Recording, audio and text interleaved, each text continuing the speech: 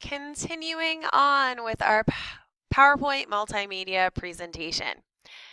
Remember, your goal is to utilize multimedia software to create a presentation, utilizing the tools taught, using the research information from our previous unit on the Winter Olympics, and applying the knowledge of citing sources.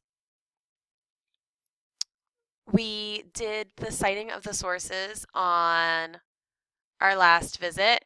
Today we are moving on to the fun graphic part of it. You are going to click on this PC to find it because we already started it. You're going to find the letter H, or some of you click on your lunch number, and you are going to find that orange P for PowerPoint, and it should say something about the Olympics or your event, hopefully. Here is my PowerPoint. Not completed. So if it's not completed with all of my information, should I be, when this instruction is over, should I work on the graphics or should I fill in the information? That's right, information first, because if you don't get done, you can still present with your information. Without your information, you're not going to have anything to present.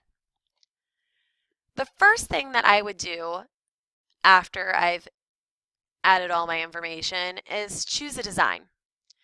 It is the fourth tab on the top, design, and I would choose this first because depending on what design you choose, your words get moved around a little bit and you may get sidebars, or here everything's put in the middle. Everything's put in the middle here too. And you don't want to insert a graphic over a graphic that's already there with your design. If you click on this, it shows you all of the themes, and once you choose a theme, you can change the color of it. Right now this is teal. Maybe I want to make it a different color.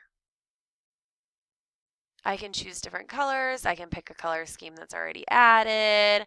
I can change the font to every slide. This is it. This is too busy for me, so we're going to go to this one. I like it. Okay. I have chosen my design. Done. Actually, no, I like this one. Yeah, looks good. The next thing that you might want to do is insert online pictures. If my title page is something about the Olympics, I might do a general Olympic photo. Since mine is curling, I will choose a curling image. I'm going to teach you something fun here. Here's my image, insert. I thought it was going to have a white background, it doesn't. Here's my image. Click on the next slide. This one is generally about the Olympics. So insert, which is the third tab over, 1, 2, 3.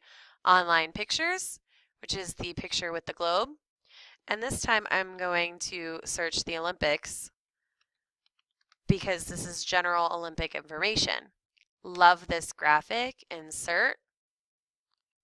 But wait, it has this white background, which I don't necessarily prefer. I'm going to make this bigger just so it's easier for me. Since I'm working with an image right now, an image is selected with these dots around it, I am in the Picture Tools format where I can add borders, I can send it back, send it forward, crop it, artistic effects, colors. This is what I want to use. Remove background. I click on this and I'm going to make it bigger. And this is good. I can work with all of this.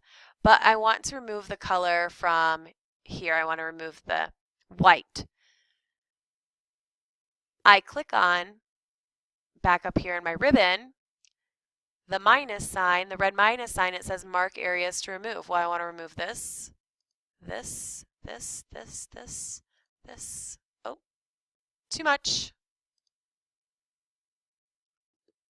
Since I clicked on too much, I can click on the plus sign and it brings me back.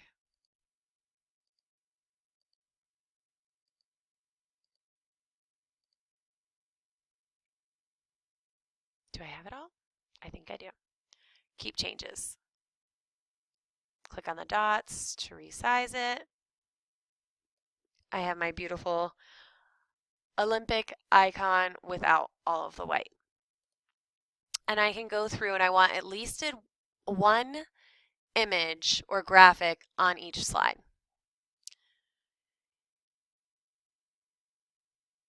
Now, if we go in order, we've done the Insert tab and added a photo. Maybe we have a screenshot of something that we saw on DE or one of the other resources that we used.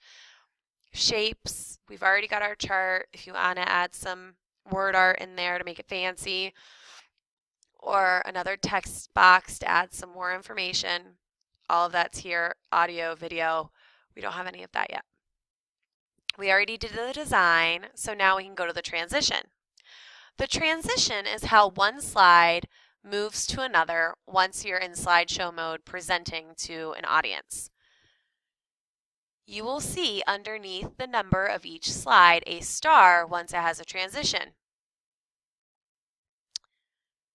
If you click on the transition, that is what it'll look like. You can click this down arrow, and there are more. This one's super fun. Turns it into a bird.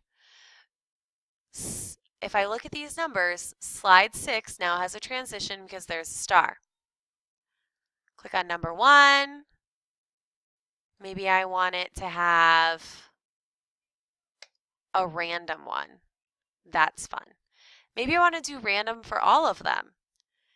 I can click on random, and then over here in the timing section, I can click apply to all. And then when I look over here, I see there is a star next to each number slide, so I know that there is a transition on each one. We've done insert, design, transition. Next, animation. You'll see that this is all grayed out and I cannot select anything. To add an animation, I have to click on an object that I want animated. The first thing that I want to come onto my page is the title. I need to animate that first, because that's the order that I want. I'm going to have it just zoom in. And it has a number 1 on it.